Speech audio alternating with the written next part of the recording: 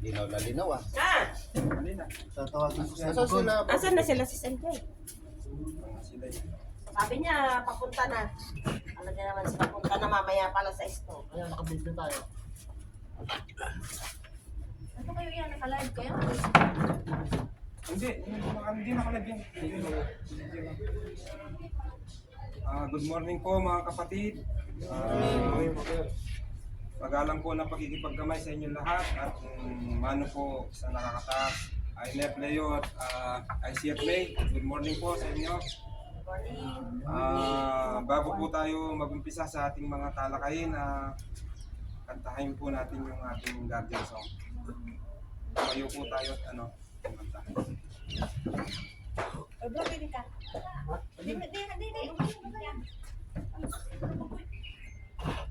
Bro, hindi ka. Tignan muna tayo. Dito ka na. Paano ba umpisa nun? Hindi. Okay. Kamay sa ating pagdibdib. Ay, bakit po? Yung music natin sisinyo.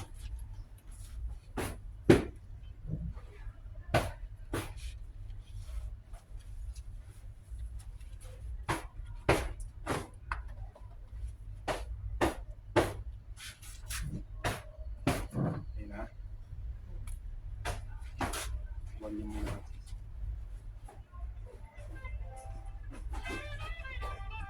Instead na gobyerno, Apo. lipunan. Siguro po napapansin nyo yung gobyerno kasi wala po tayo sa government.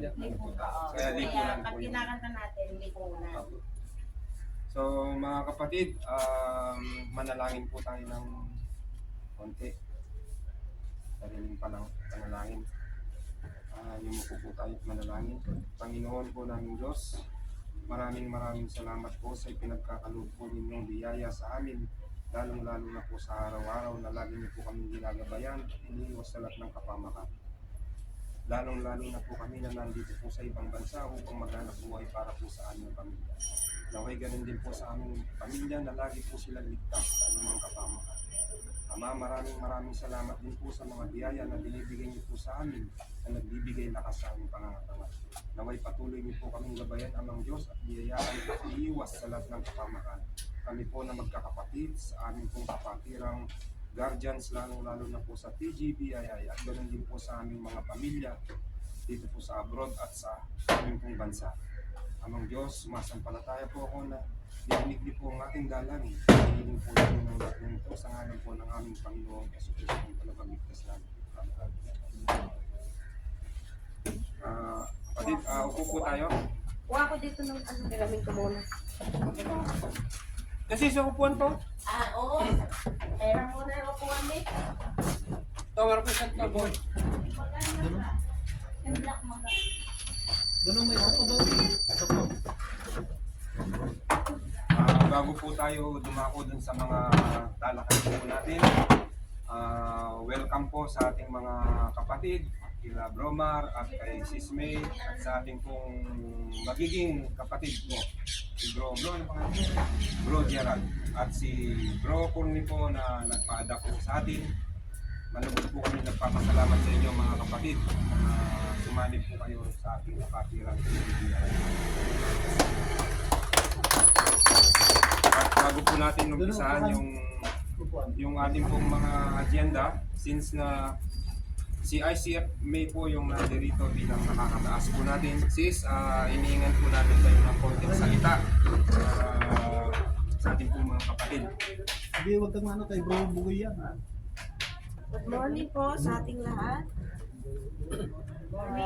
Yan. Salamat po sa inyong pagdalo.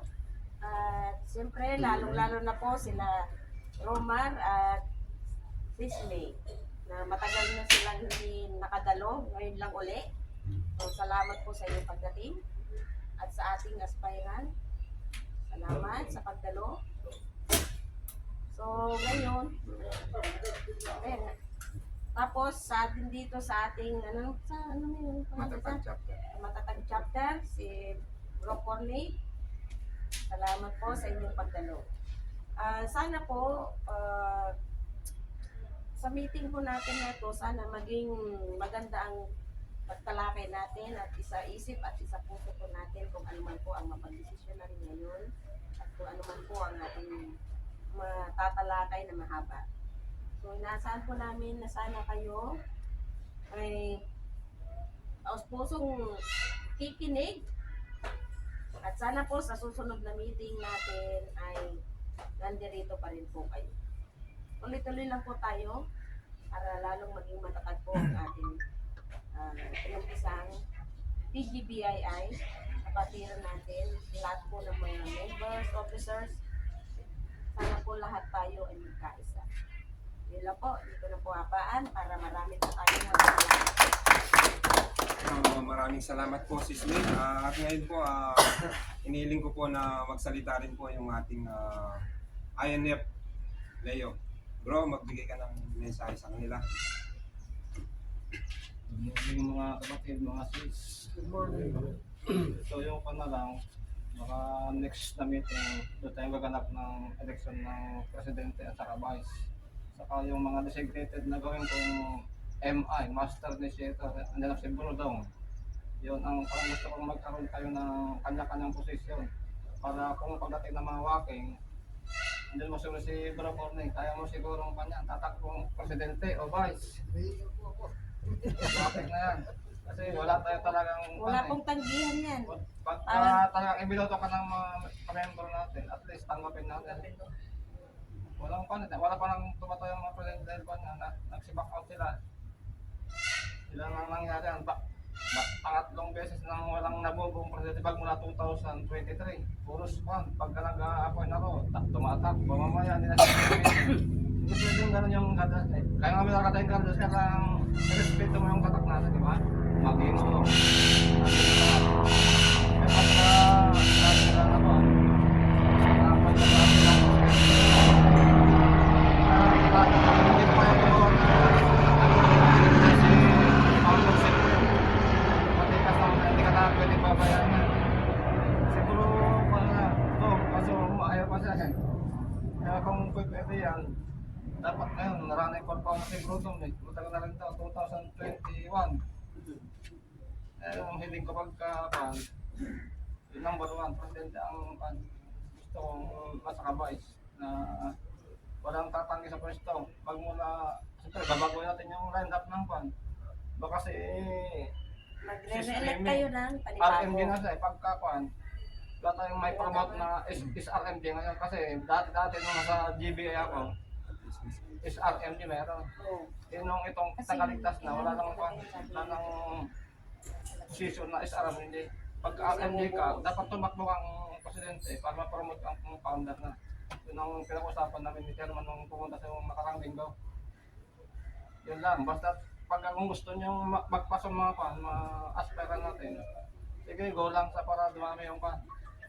Congrats Bro Corne, matatag chapter. Si Bro Don, kasama ni pa. Don ang magiging alas niya. Salamat, welcome po kayo. Yan lang. Ngayon po, maraming salamat po, INF, Leo. At ngayon po, yung pinaka-agenda po ng ating meeting ay para ipakilala po natin yung matatag chapter na ngayon pong araw na ito na formal po nating itatatag yung isang sangay po ng PGBII. So, nais ko lang pong ipaliwanag sa inyo, lalong-lalo na po sa Aguila chapter, na ang pagkakaroon po ng isa pang chapter ay hindi po ito ibig sabihin na dahil dinala po namin yung mga ibang members na Aguila sa matatag chapter, hindi po ito yung pagkaiwalay-walay, kundi ito po ay umpisa ng pagkabuklod-buklod, pagsama-sama at para dumami pa po tayo. Of course po yung Aguila, mag-aano pa rin po yan, maghahanap pa po ng mga yung mga aspirant at the same time po yung matatag, ganun din po ang gagawin niya. So, dadami po tayo. Ngayon po, siguro po yung mga iba sa atin, ano kaya itong guardian? Iniisip po nila, anong meron dito? Kasi po, alam naman po natin na wala pong benefits dito sa guardian. Ang tanging benefits lang po natin dito yung maging magaan sa kalooban natin, maging masaya tayo pag nakakatulong tayo sa kapwa. At isa pa po yung nasa abroad po tayo, at least ito po yung second family po natin. Kahit anuman pong problema natin, bukas po yung kapatiran po natin. Hanggang dumamay po sa ating lahat. Pwede po tayong makipagkaibigan sa labas ng kapatiran. Pero iba pa rin po pagka kilala mo yung mga nakakasalamuha mo. Pero tulad po ng sabi ko, pwede pa rin po tayong makisalamuha sa labas. Kaya lang po dito sa Guardians, siyempre po may iniingatan po tayong pangalan. At the same time naman po, yung mga sa gobyerno po, nire-respeto naman po nila tayo bilang isang guardians. At paano po nila tayo nire-respeto bilang isang guardians? Tayo rin po ang gagawa nun. Yung respeto po na gusto nating makuha sa ibang tao o sa gobyerno, tayo rin po ang gagawa nun. Hindi ko mo po guardians tayo, i-respeto po nila tayo lahat. Hindi po. Tayo po ang gagawa nun. Sa pamamagitan po ng pagrespeto rin po natin sa ating kapwa, pagtulong po sa mga nangangailangan. Pero po yung pagtulong